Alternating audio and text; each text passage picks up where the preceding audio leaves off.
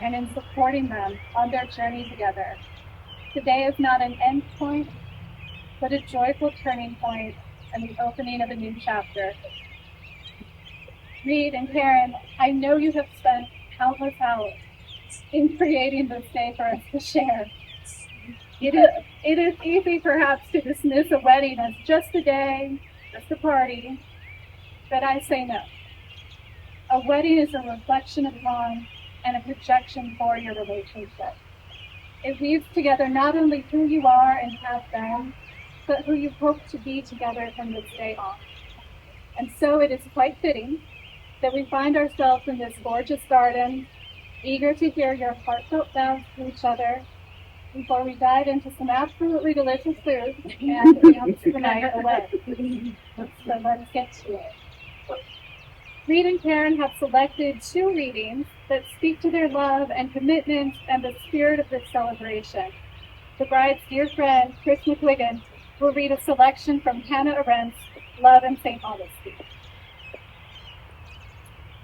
Desire mediates between subject and object, and it annihilates the distance between them by transforming the subject into a lover and the object into the beloved. For the lover is never isolated from what he loves. He belongs to it. Since man is not self-sufficient and therefore always desires something outside of himself, the question of who he is can only be resolved by the object of his desire, and not, as the Stoics thought, by the suppression of the impulse of desire itself. Such is each as is his love, Augustine wrote. Strictly speaking, he who does not love and desire at all is a nobody. Aww. Thank you, Chris. Very nice. And now the bride's sister, Kaylee, will read an excerpt from Wendell Berry's The Country of Marriage. Our bond is no little economy, based on the exchange of my love and work for yours, so much for so much of an expendable fund. We don't know what its limits are. That puts us in the dark. We are more together than we know. How else could we keep on discovering that we are more together than we thought?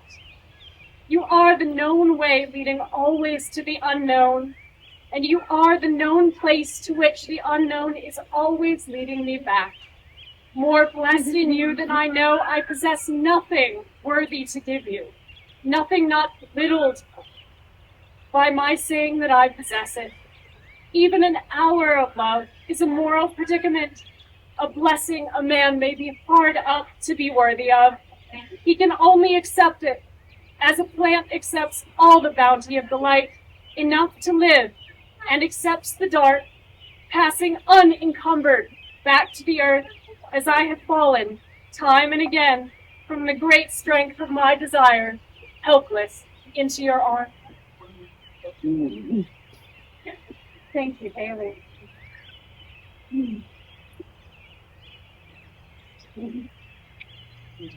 Anyone who spends time with Reed and Karen will immediately see how perfectly they fit together.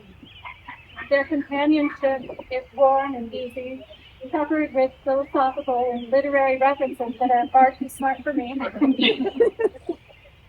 In their home, they have built a refuge for each other, a place where a harsh world is shut out and where they nurture each other's passion and protect each other's sanity. This is no easy feat. Karen and Reed started living together approximately 2 minutes before the pandemic. You can imagine how poorly things could have gone, how poorly things went for so many couples. Every day, all the time, just the 2 of them.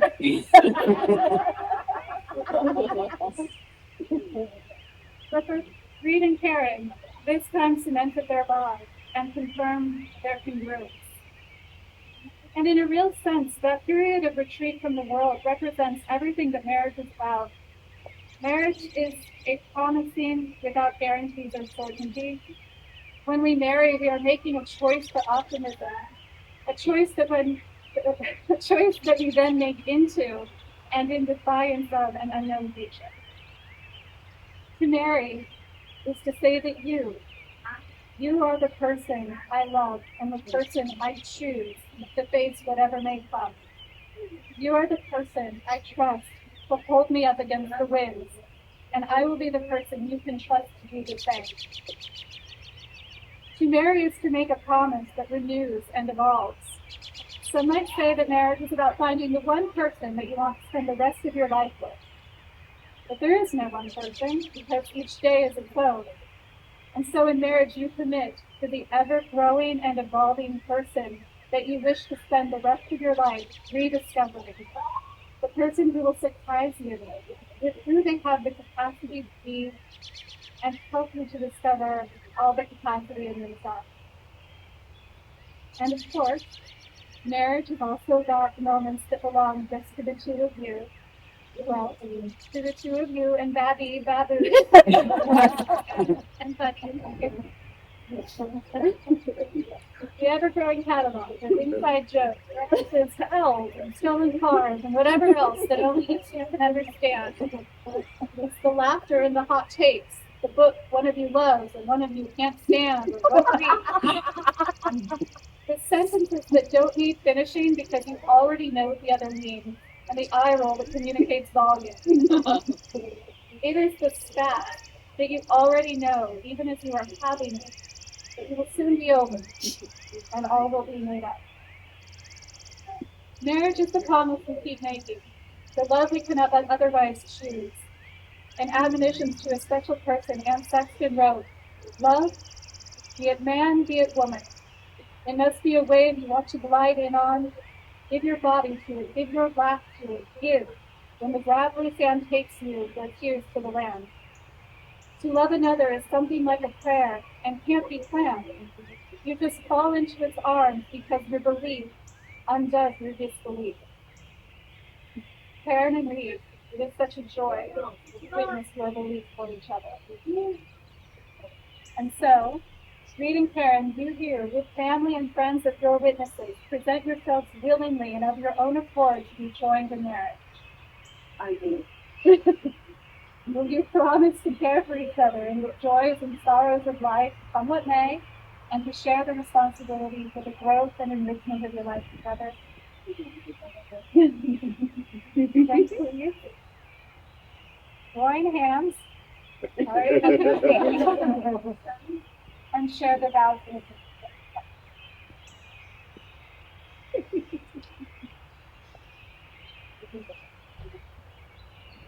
What words said to explain how I love you? I thought first of Plato's Symposium and Aristophanes' tale of the halved souls who long to be united again.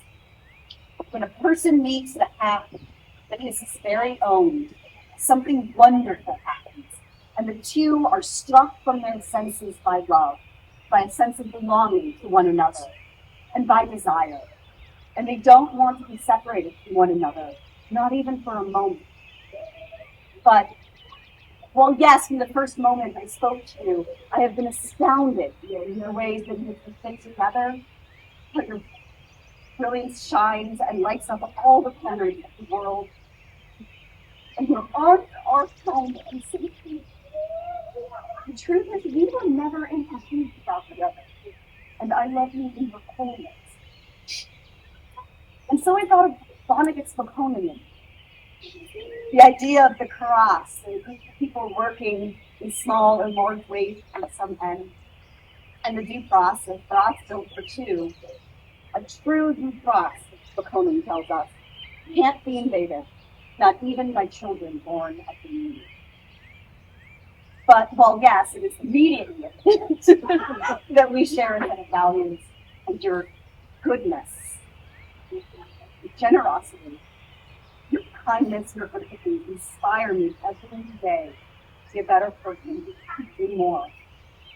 While we're living in strange times, the truth is that this love is not a country to defend against invasion, and I love you to be strength. What I really think of when I think about our love, our life together, is being curled up in candlelight, texting back and forth lines of poetry woven into one.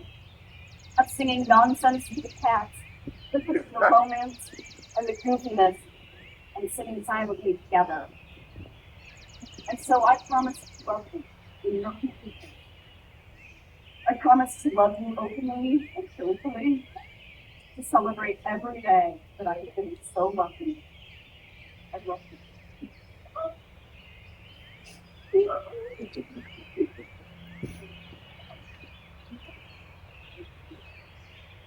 This is the point where people who do stuff like this, pardon me,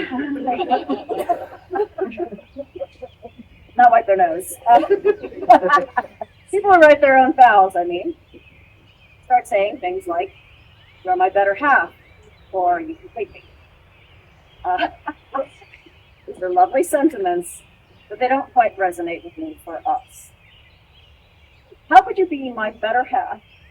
You're not half of anything but a hole in yourself. In every way, and you have been since the day we met. And before, I'm sure. I will have to assume so, because I can't imagine you otherwise. This is only because it feels like time began when I met you. Not the time before you doesn't matter, but the time since you has acquired the quality of something necessary, something essential. If we're lucky, we're at the midpoint of our lives. So instead of naming you my better half, I will say the becoming half of my life. And as I stand here humbly asking you to share with me, you'll be the better one.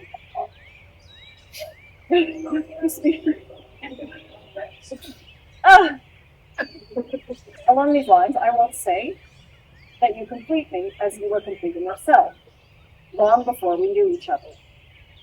That the longer I know you, the more complete you become in my eyes. The more solidly you seem to occupy yourself, the more universes you contain. I stand here, Karen, and ask you to explore those universes. Explore them with me as long as we have. We are each whole without the other, but I no longer care to live in a universe where without each other is a possible option. So now, forever, let it be us, and let it be you, and let it be us.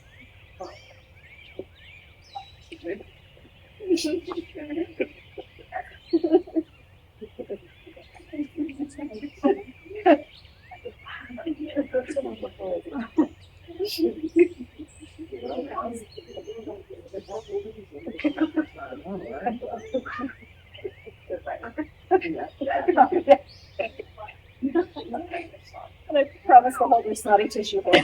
I'm not going to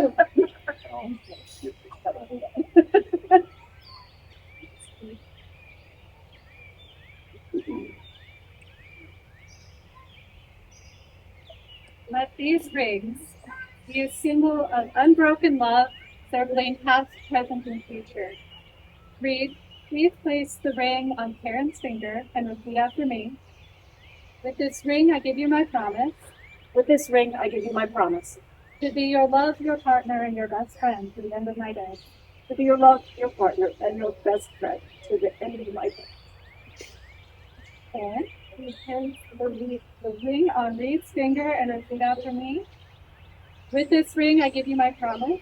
With this ring, I give you my promise. To be your love, your partner, and your best friend to the end of my days. To be your love, your partner, and your best friend to the end of my days. Now, as you join hands, now you will feel no rain, for each of you will be shelter for the other. Now you will feel no cold, for each of you will be warm for the other.